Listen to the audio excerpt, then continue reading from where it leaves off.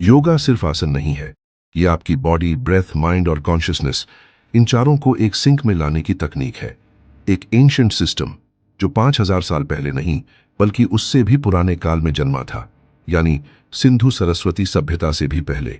योगा शुरू होता है शरीर से, लेकिन खत्म कहीं और होता है।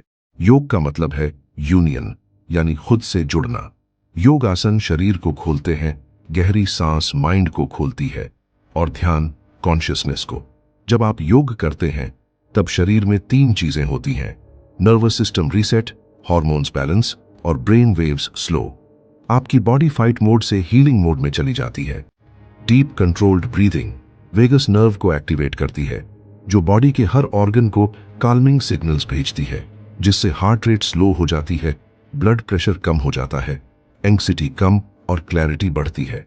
ये जादू नहीं, बल्कि ये एक न्यूरोबायोलॉजिकल स्विच है। प्राचीन योग कहता है कि शरीर सिर्फ फ्लैश नहीं है, इसके अंदर 72,000 नाड़ियां हैं, जिसे एनर्जी चैनल्स कहते हैं। गहरी सांस इन नाड़ियों में प्राण यानी लाइफ फोर्स को सर्कुलेट करती है।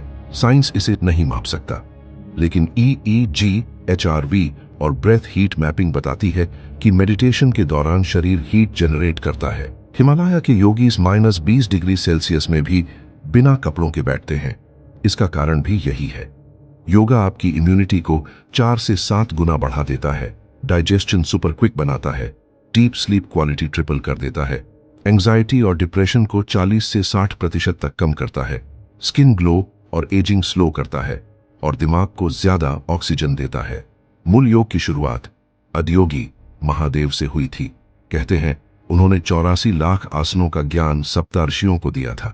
यानी दुनिया में जितना भी योग है, उसकी जड़ें भारत की प्राचीन आध्यात्मिक विज्ञान से जुड़ी हैं। योगा सिर्फ एक्सरसाइज नहीं है, बल्कि ये आपके शरीर, मन और चेतना को अपग्रेड करने की एक पुरानी तकनीक है।